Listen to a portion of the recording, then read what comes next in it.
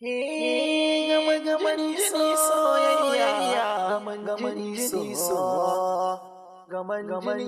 soyayya, gaman jini so baby ɗan uzuri zai shigar da ya so sha'anu baby ɗan lamuni zai kai garin da dukkan ya so gaman jini na so gaman jini na so gaman jini na so ya sa kanka sarke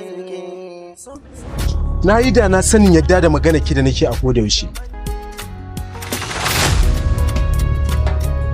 A koda yaushe kina nuna min cewa ke ce mace ta farko da kike nuna min soyayya.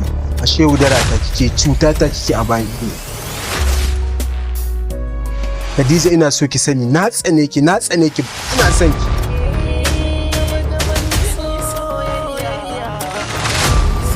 Sannan ina so ki sani na yi da na sani yanzu tsayawa da ne da ke ina ma magana da ke saboda na tsane ki na tsane ne irin halin ki Khadija.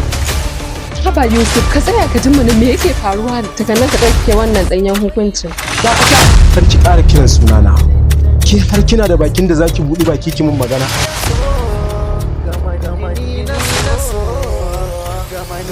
Haba Bibi ka tsaya mana ka ji me yake faruwa. Wannan ya zama na farko ya zama na ƙarshe. Jin sunana a bakin ki. Haba bawan Allah kai kuwa dakata. Ko kaɗan ni bana ganin laifinka. Saboda babu abin da kamun. Idan ma akwai abin da aka mun wannan ce. Kuma na tsane ta. Bawan Allah, taga.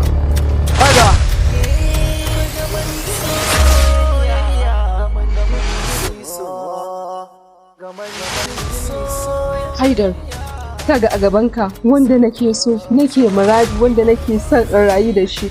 Ko da yaushe ban da wani bege in ba shi ba. A gabanka ya kalli tsafar ido da ido cikin ido. Har ya iya furta wai baya so.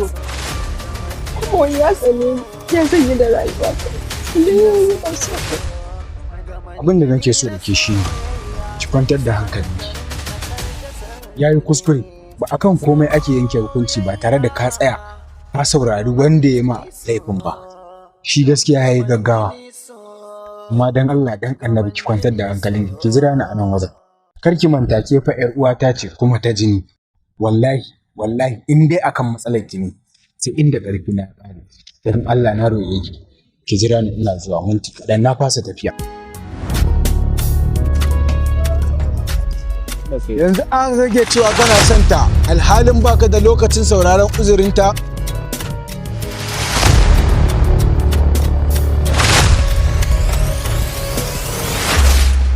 Sam bai dace ka kira kanka da masoyi ba. Wallahi ka ci amanar soyayya. Me kake nufi da hakan?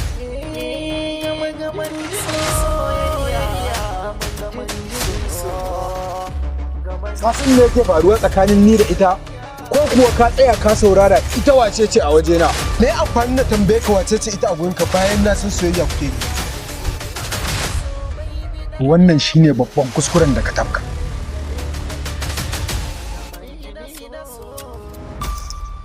To kuwa wannan shine babban kuskuren da ka tafka. Khadija ƴar uwata ce kuma tsayuwar da kaga mun yi da ita labarin ka take ba yadda kake sa ta farin ciki take marmarin ganinka da kuma begenka sai ba ta san cewa za ka zo ka rusa mata nata farin cikin ba.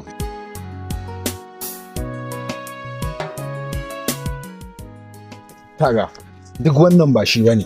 In har kana son ta ka zo mu je ka bata haƙuri saboda ni ina tunanin babu da lokacin da za mu tsaya muna wannan musayar ni da kai. A'a ban san da wani ido zan kalle ta ba har na bata haƙuri.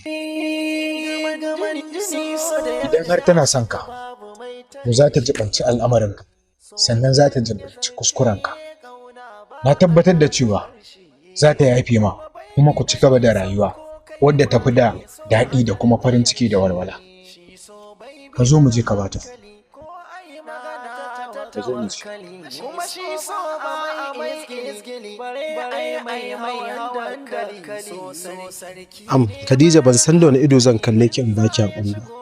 Sannan idan na ma samu damar kallon idon ki na baki hakuri, ban sani ba za ki hakura ko ba za ki hakura ba. Sannan ina so ki sani Khadija, ba zan damu ba idan kika ce ba za ki hakura ba. Ban san ta wace hanya zan bi in sanar da kai irin son da nake maka ba Yusuf. gaman jini soyayya gaman jini soyayya. Na san abin da kai mun kayi ne saboda tsananin son da kake min, saboda haka ban sa komai a zuciyata ba. Yanzu kina nufin cewa da ne na tsanaki baki ji komai ba, sannan kuma baki sa hakan a ranki ba. Yusuf, zuciyata ba ta da ƙwarin gwiwa rike aibinka, kawai son ka ta sani.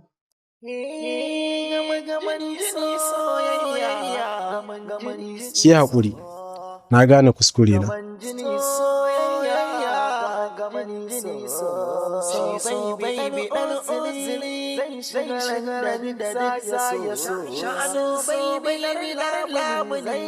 Gaskiya na ji daɗi da na ganku ko biyun nan. Kowa daga cikinku ya fuskanci kuskurensa, sannan kuma kuna ƙoƙari wajen gyara shi. Allah Ubangiji ya dawamar da wannan soyayyar ta. Allah kuma Ubangiji ya bar farin ciki kan fuskokinku. Kai haƙuri Yusuf, ba ƙwace ma budurwa na zoyi ba. Na zo zumunci ne don na ga gaskiya ka fuska da yau. Shikenan, ni zan tafi. Ci gaba da soyayya, ci gaba da faranta wa juna.